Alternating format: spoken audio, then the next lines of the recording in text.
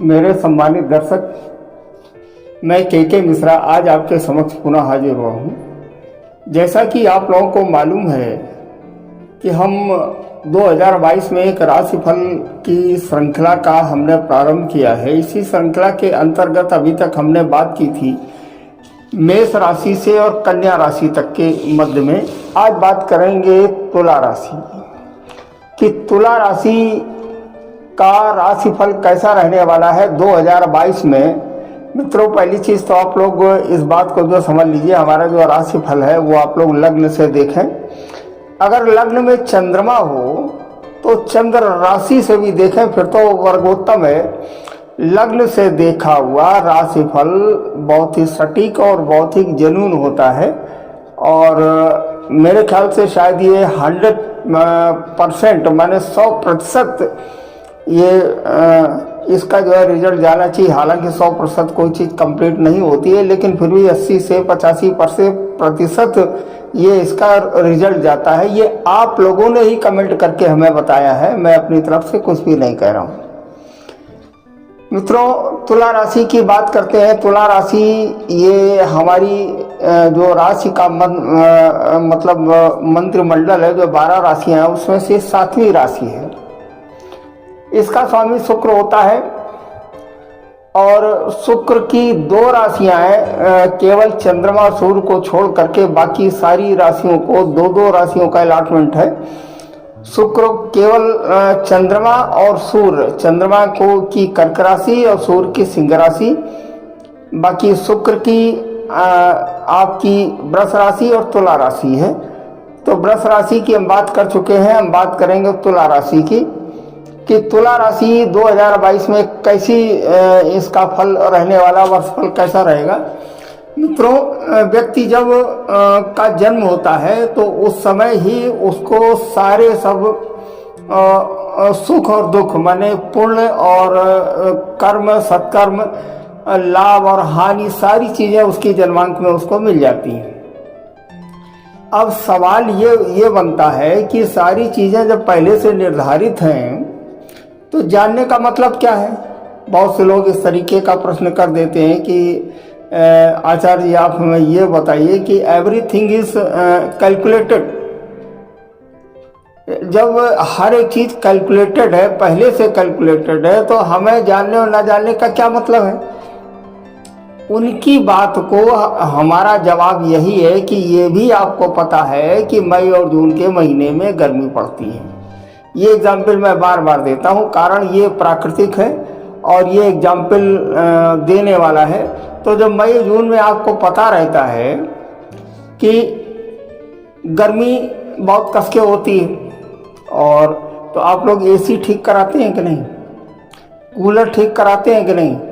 जब बाहर जाते हैं तो छाता लेकर के निकलते हैं, एसी की गाड़ियों में सफ़र करते हैं, तो उससे जितनी राहत मिलती है उतनी ही राहत मिलती है ज्योतिष में उपायों के करने से। तो राशिफल का सीधा सीधा संबंध हमारा ग्रह गोचर से है। राशिफल का मतलब क्या है, लोग राशिफल का मतलब नहीं जो है समझते, अलग पूछ देते हैं हमारी राशि में इस समय क्या चल रहा है। तो राशिफल 3 तरह से प्रायः लोग देखते हैं। पहली चीज तो जो जनून राशिफल होती है, जो सैद्धांतिक है, जो वैदिक एस्ट्रोलॉजी में बताई गई है ग्रंथों में, जिसका वर्णन है कि जन्म के समय चंद्रमा जिस नक्षत्र के जिस चरण में होता है उसको एक अक्षर का अलॉटमेंट है, उसी अक्षर के नाम से जो जन्म राशि बनती है। तो ये जनून राशि तो वही है, लेकिन नाम से भी लोग राशि निकाल लेते हैं। जब एक नाम के, मान लीजिए का नाम के लोग हैं तो का नाम के तो बहुत लोग हैं, ठीक है, का नाम के बहुत लोग हैं, या नाम के बहुत लोग हैं, रा नाम के बहुत लोग हैं, तो क्या सबका फल वही होगा? ये भी एक जनून प्रश्न है। मित्रों, राशि फल पर सारा फल डिपेंड नहीं करता है। हमारे 9 ग्रह हैं और 9 ग्रहों की दृष्टियां, भाव का कारकत्व और उस भाव पर पड़ने वाले फल, इन सारी चीजों का जो मिला जुला निष्कर्ष निकलता है वही हमारा रिजल्ट होता है। ऐसा नहीं कि शनि अगर हमारा लग्न में है तो व्यक्ति का रंग काला ही होगा। मान लीजिए शनि का रंग श्याम कलर का होता है, शनि अगर लग्न में है तो उसके ऊपर गुरु की दृष्टि पड़ रही है तो शनि का प्रभाव कम हो गया, तो लिहाजा रंग उसका गोरा हो जाएगा। हमारा एग्जाम्पल देने का मतलब ये है, टॉपिक से हटे जा रहे हैं, लेकिन बताना आवश्यक होता है। ये उन लोगों के लिए हम इस बात की चर्चा कर रहे हैं कि जो लोग ज्योतिष के जिज्ञासु व्यक्ति हैं, जो ज्योतिष को जानना चाहते हैं, सीखना चाहते हैं, समझना चाहते हैं, वो लोग हमारे इस चैनल को, इस वीडियो को देखते हैं और उसे समझें। तो मित्रों, जो राशि फल है, जो माने वर्ष फल है, देखिए राशि फल जो दैनिक राशि फल होती है वो तो चंद्रमा से निकाली जाती है। चंद्रमा मन सो जाता, 2.25 दिन का गोचर होता है कि आज व्यक्ति का मन ऐसा है, और चंद्रमा ने राशि को जो बदल दी तो मन उसका जो बदल गया, ठीक। लेकिन जब एक दिन या एक सप्ताह, एक दिन के बाद जब एक सप्ताह या एक माह या एक वर्ष की बात करते हैं तो राशि फल विशेष तौर से 3 ग्रहों पर व्यक्ति का जीवन आधारित होता है और उस पर चलता है। वो कौन कौन से ग्रह, इसके पहले वीडियो में भी हमने जो है बताया था, आज फिर उसे हम दोहरा रहे हैं। एक तो गुरु, दूसरा शनि और तीसरा राहु। इसके बाद में मंगल का जो गोचर है वो लमसम 45 दिन का है। शुक्र का गोचर ऐसे 20 से 25 दिन का है। बुध का भी गोचर इसी तरह का। सूर्य का गोचर 1 महीने का है। ये जो 3 ग्रह हैं, इन 3 ग्रहों पर व्यक्ति का जीवन आधारित है। अब इन ग्रहों के गुण भी हम जो बता देते हैं। शनि हमारे दंडाधिकारी हैं। शनि का एक डर समाज में बड़ा व्याप्त है। जो हमारे आचार्य हैं, कर्मकांडी आचार्य हैं, वो उन्हें काम बहुत मिलता है शनि से। शनि कहना, वो शनि की दशा खराब, लड़का फेल हो गया, कहना शनि लगा है, इस तरीके की भावना। बाबा रामदेव तो जो कहते हैं कि कोई मेरे ऊपर शनि को चढ़ा के दिखाए। तो जिस व्यक्ति को जिस चीज की नॉलेज नहीं है, उन्हें पतंजलि योग आता है श्रीमान जी को, तो योग की बात करें, ज्योतिष के बारे में उनको नॉलेज नहीं है तो कहते हैं शनि मेरे ऊपर चढ़ा के दिखाए। लोग मूर्ख बनाते हैं। अरे श्रीमान जी, हम ग्रहों के दबाव में जिंदा हैं।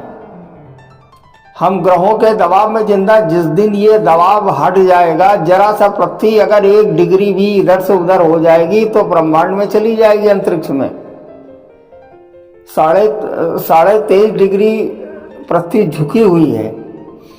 अब शनि का प्रेशर है, गुरु का प्रेशर है, सूर्य का प्रेशर, आकर्षण है, तो ये पूरा ब्रह्मांड टिका है एक दूसरे के आकर्षण और प्रतिकर्षण से। ये साइंस है। तो हमने उनका एक वीडियो जो देखा था, उन्होंने कहा था, लोग कहते हैं राहु, लोगों ने वास्तु के हिसाब से घर खुदवा दिए, सारे घर भगवान के जो है बनाए हैं। अरे सारे घर भगवान के बनाए हैं लोगों ने। घर तो खिड़की दरवाजे क्यों लगाते हो आप? ताजी हवा लाने के लिए लगाते हो आप। तुलसी आप जो बता, तो सारे मर्ज भी तो भगवान ने बताए हैं। सारे ग्रह भगवान ने बनाए हैं, सारे दिन भगवान ने बनाए हैं, तो डायबिटीज भी तो भगवान ने बनाई है। आप क्यों योग, अष्टांग योग की जो है बात करते हैं, मतलब योग की बात करते हैं। अष्टांग योग तो बहुत दूर की बात है, वो उसकी नॉलेज आपको नहीं है। तो मित्रों, आज चूंकि बात चली, मैंने उनका एक वीडियो जो देखा था तो इस वजह से जो है बता दिया। आदरणीय, वो परमादरणीय है, श्रद्धेय हैं, और उन्होंने बड़ा काम किया है आयुर्वेद पर, बहुत ही अच्छा काम किया है जो सराहनीय है। मित्रों, हम टॉपिक से न हट करके अब हम बात करते हैं अपनी तुला। हम इन ग्रहों की बात कर रहे थे। देखिए, गुरु का गोचर होता है 1 वर्ष का, शनि का गोचर होता है 2.5 वर्ष का, और राहु का गोचर होता है 1.5 वर्ष का। तो हमारा मतलब ये है कि इन 3 ग्रहों पर पूरा जो है वर्ष का फल, प्रतिफल डिपेंड होता है। तो जब जन्म के समय सारी चीजें हमें मिल जाती हैं तो राशिफल देखने का फायदा क्या है? ज्योतिष को कुंडली दिखाने का फायदा क्या? प्रश्न ये भी तो बनता है। इसका जवाब मैंने दिया था कि आपको जनवरी में ही पता होता है कि मई जून में गर्मी पड़ेगी, तो आप लोग क्या करते हो कि पहले एसी ठीक करवा लेते हो शुरुआत में या ऑफ सीजन में। गर्मी पड़ेगी तो उससे हमें आराम मिलेगा। ठीक है। तो हमारा कहने का मतलब ये कि फल आपको तभी मिलता है जब खराब ग्रह की दशा आएगी, तब खराब फल मिलेगा, जब अच्छे ग्रह की दशा आएगी तो अच्छा फल मिलेगा। तो इसलिए योग्य आचार को कुंडली दिखाना चाहिए। कुंडली का जो विश्लेषण है 2-3 चीज़ों पर आधारित होता है। पहली चीज़ तो ये है कि जन्म के समय ग्रहों की स्थिति ये नक्शा होता है, at the time of birth कौन सा ग्रह कहाँ है। दूसरी चीज उन ग्रहों का कारकत्व, 2 चीजें हो गई। तीसरी चीज वो जो ग्रह जन्म के समय आपको मिले हैं वो इस समय कहाँ है।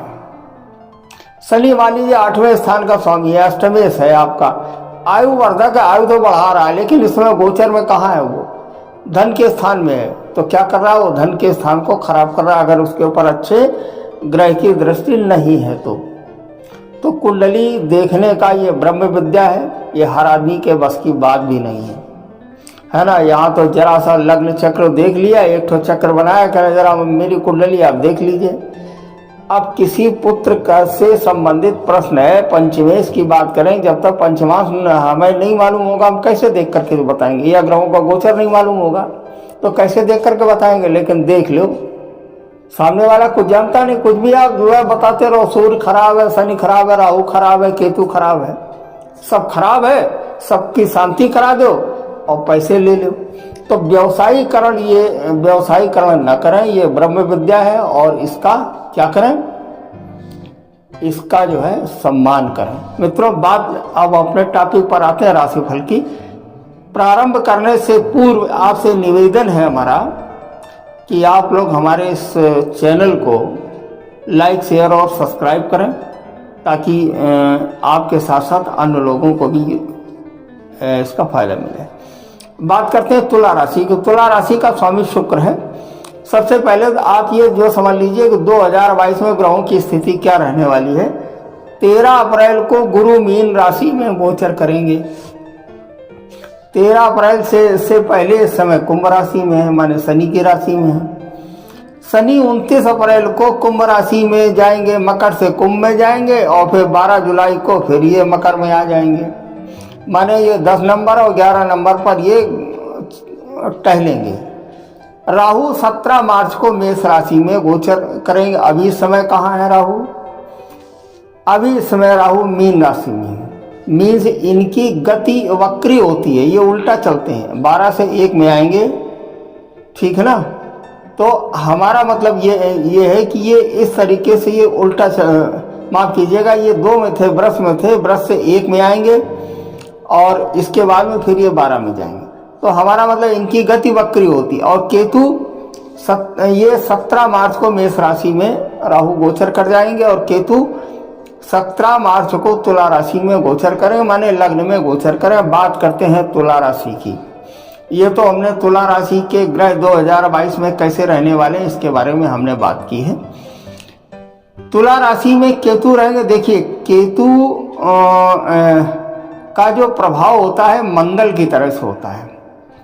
कुजवत केतु और शनिवत राहु, कुज माने मंगल, और शनि के तरीके से राहु का प्रभाव करता है। तो जब लग्न में मंगल की स्थिति बनेगी और तुला राशि का स्वामी शुक्र है, तो शुक्र तो प्रभावित होगा, माने घर की महिलाओं को तकलीफ होगी और स्वयं को भी कष्ट होगा। शुक्र एक तो सैया सुख का कारक है, माने इससे दाम्पत्य जीवन देखा जाता है।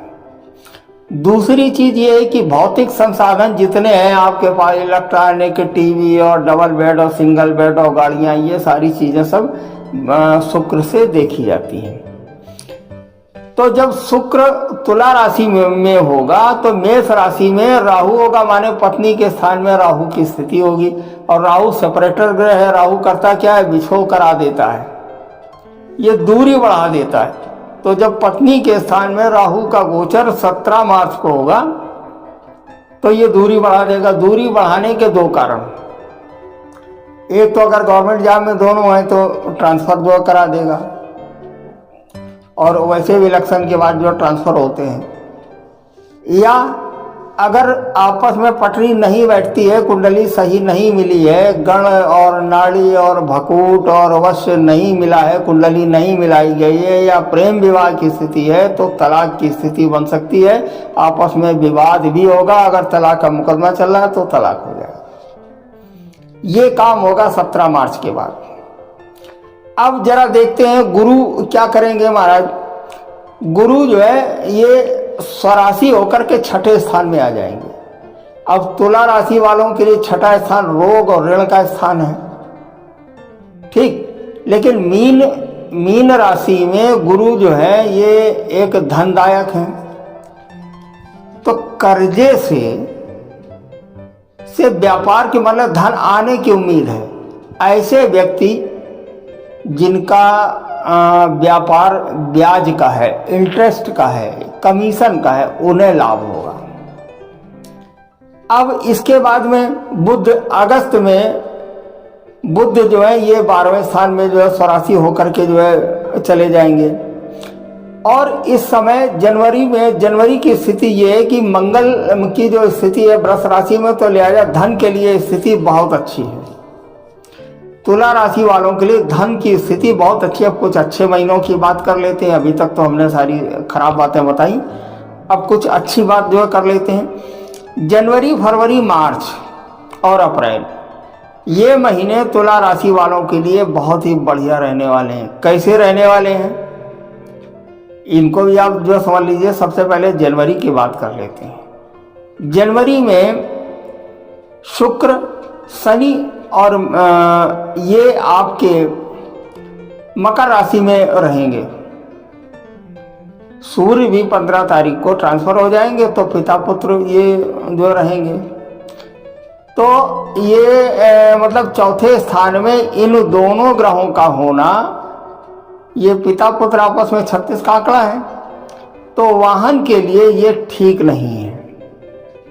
तो वाहन कोई भी ना खरीदें। धन के लिए, चूंकि मकर इसमें वृश्चिक राशि में केतु अभी है फिलहाल 17 मार्च तक, तो धन के लिए स्थिति अच्छी है। और मंगल भी इसमें है, तो ये भी स्थिति बहुत ही अच्छी है। अब गुरु की जो दृष्टि पड़ेगी वो लाभ के स्थान में पड़ेगी। अब गुरु की दृष्टि जब लाभ के इसके कर्म के स्थान में पड़ेगी, कर्म के स्थान में पड़ेगी, जिसमें कर्क राशि है। कर्क राशि इसकी गुरु की उच्च राशि है, तो व्यापार तो बढ़ेगा। जब व्यापार बढ़ेगा तो धन भी आएगा। तो श्रीमान जी, तुला राशि वालों के लिए धन के लिए ये स्थिति बहुत अच्छी है, इसलिए हमने ये बात कही। अपने थंबनेल में हमने कुछ नहीं लिखा है कि धन के लिए लाभकारी है या धन के लिए फायदेमंद होगा, लेकिन धन के लिए ये स्थिति बहुत अच्छी है। अब कुछ ऐसे महीने हम जो है बता देते हैं जो अच्छे रहने वाले हैं। जनवरी, फरवरी, मार्च, अप्रैल। मई का महीना ठीक नहीं जाएगा। जून और जुलाई का महीना भी अच्छा नहीं जाएगा। अब कुछ और महीने मतलब देख लेते हैं। जैसे मार्च में मकर राशि और अप्रैल में कुंभ राशि में शुक्र की स्थिति रहेगी। तो शुक्र हमारे लग्नेश हैं, तो लग्नेश जिस स्थान में बैठ जाते हैं उस स्थान को ये पुष्ट कर देते हैं। ये अच्छा फायदा देते हैं, लाभ देते हैं।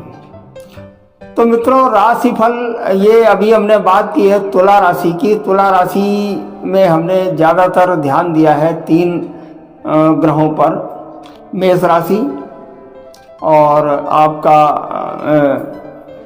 मतलब राहु जो मेष राशि में आएंगे, और गुरु और आपका शनि, इन 3 ग्रहों पर बात की है। तो कुल मिलाकर के तुला राशि वालों के लिए मिला जुला वर्ष ये रहेगा। चूंकि तुला राशि में केतु रहेंगे, तो केतु ये ध्वज के कारक है, तो लिहाजा इन्हें कष्ट, शारीरिक स्वास्थ्य इनका जो है गड़बड़ होने की संभावना है, खराब हो सकता है। तो तुला राशि वाले, तुला लगने वाले व्यक्ति करें क्या, स्वास्थ्य को का विशेष ध्यान रखें। और अगर कोई भी समस्या होती है तो ये उसका इलाज समय पर कराते रहें। मित्रों, इसके साथ में हम अपने इस वीडियो को समाप्त करते हैं। और आज कुछ टॉपिक से हट करके बातचीत हो गई, क्योंकि ज्योतिष एक ब्रह्म विद्या है और कहा गया है कि वेदा नाम चक्षु, माने वेदों की आंखें हैं। तो ज्योतिष में लोगों ने ये बात मैं मानता हूँ कि प्रोपोगंडा करके और इससे पब्लिक को मूर्ख बना करके पैसे लेने की व्यवस्था की है। लेकिन इसका मतलब ये नहीं, किसी ज्योतिष की कोई ऐसी ताकत नहीं है कि किसी के ऊपर राहु चढ़ा दे, किसी के ऊपर शनि चढ़ा दे। इस तरीके के शब्दों का इस्तेमाल नहीं करना चाहिए। तो मित्रों, हमारे इस चैनल को लाइक, शेयर और सब्सक्राइब अवश्य करें। और अब हम मिलेंगे आपसे अगले राशि पर। अब बात करेंगे वृश्चिक राशि की, जो 8वीं राशि है। मीन राशि तक हम बात करेंगे, फिर किसी नए टॉपिक पर हम आएंगे। हम आपसे लगातार मिलते रहेंगे। और एक आग्रह और है कि अगर आप लोग कुंडली का विश्लेषण कराना चाहते हैं तो हमारे कमेंट बॉक्स पर जन्म तिथि, जन्म समय, जन्म स्थान तीनों चीज़ें आप दे दें। हम कुंडली का विश्लेषण करेंगे और हम समय पर उसका हम जवाब भी देंगे। इसके साथ हम इस वीडियो को समाप्त करते हैं। धन्यवाद, नमस्कार, जय श्री राम।